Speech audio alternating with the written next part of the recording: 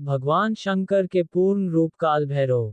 एक बार सुमेरु पर्वत पर बैठे हुए ब्रह्माजी के पास जाकर देवताओं ने उनसे अविनाशी तत्व बताने का अनुरोध किया। शिवजी की माया से मोहित ब्रह्माजी उस तत्व को न जानते हुए भी इस प्रकार कहने लगे, मैं ही इस संसार को उत्पन्न करने वाला ब्रह्म घोर निरंजन आत्मा हूँ, मैं ही प्रवृत्ति और निवृत्ति का मूलाधार सर्वलीन पूर्ण ब्रह्म हूँ। ब्रह्मा जी ऐसा कि पर मुनि मंडली में विद्यमान विष्णु जी ने उन्हें समझाते हुए कहा कि मेरी आज्ञा से तो तुम सृष्टि के रचयिता बने हो, मेरा अनादर करके तुम अपने प्रभुत्व की बात कैसे कर रहे हो। इस प्रकार ब्रह्मा और विष्णु अपना अपना प्रभुत्व स्थापित करने लगे और अपने पक्ष के समर्थन में शास्त्र वाक्य उद्धृत करने लगे। अंततः वेदों से पूछने का निर्णय हुआ तो स्वरूप धारण करके आए चारों वेदों ने क्रमशः अपना मत इस प्रकार प्रकट किया। ऋग्वेद जिसके भीतर समस्त भूत निहित हैं तथा जिससे सब कुछ प्रवत होता है और जिसे परमात्मा कहा जाता है, वह एक रुद्र रूप ही है। यजुर्वेद जिसके द्वारा हम वेद भी प्रमाणित होते हैं तथा जो ईश्वर के संपूर्ण यज्ञों तथा योगों से भजन किया जाता है, सबका दृष्टा वह एक शिव ही हैं।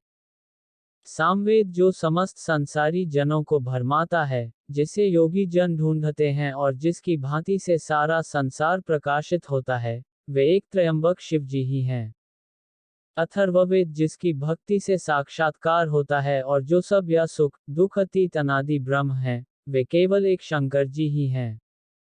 विष्णु ने वेदों के इस कथन को प्रताप बताते हुए नित्य शिवा से रमण करने वाले दिगंबर पीतवर्ण धूलि धूसरित प्रेमनाथ कुबेटाधारी सर्वावेष्टित वृपनवाही निसंग शिवजी को पर ब्रह्म मानने से इनकार कर दिया। ब्रह्मा विष्णु विवाद को सुनकर ओंकार ने शिवजी की ज्योति नित्य और सनातन पर ब्रह्म बताया, परंतु फिर भी शिव माया से मोहित ब्रह्मा विष्णु की बुद्धि नहीं बदली। उस समय उन दोनों के मध्य आदि अंतरहित एक ऐसी विशाल ज्योति प्रकट हुई कि उससे ब्रह्मा का पंचम सिर जलने लगा। इतने में त्रिशूलधारी नील लोहित शिव वहां प्रकट हुए तो अज्ञानतावश ब्रह्मा उन्हें अपना पुत्र समझकर अपनी शरण में आने को कहने लगे।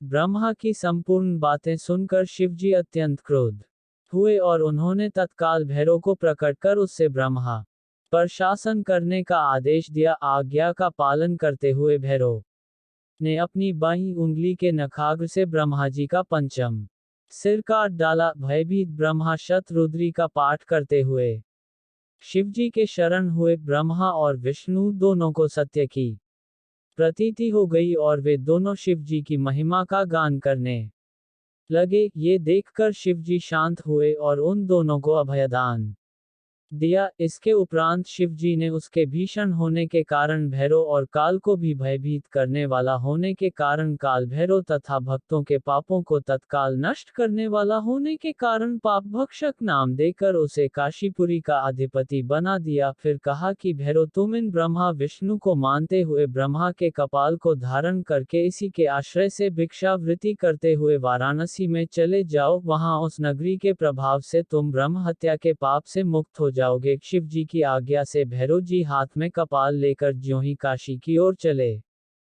ब्रह्म हत्या उनके पीछे पीछे हो चली। विष्णु जी ने उनकी स्तुति करते हुए उनसे अपने को उनकी माया से मोहित न होने का वरदान मांगा। विष्णु जी ने ब्रह्म हत्या के भैरव जी के पीछा करने की माया पूछना चाही तो ब्रह्म हत्या ने बताया कि वह तो अपने आप को पवित्र और मुक्त होने के लिए भैरव का अनुसरण कर रही है। भैरव जी ज्यों ही काशी पहुंचे त्यों ही उनके हाथ से चिमटा और कपाल छूटकर पृथ्वी पर गिर गया और तब से उस स्थान का नाम कपालमोचन तीर्थ पड़ गया। इस तीर्थ में जाकर सविधि पिंडदान और देव पितृ तर्पण करने से मनुष्य ब्रह्म हत्या के पाप से निवृत्त हो जाता है।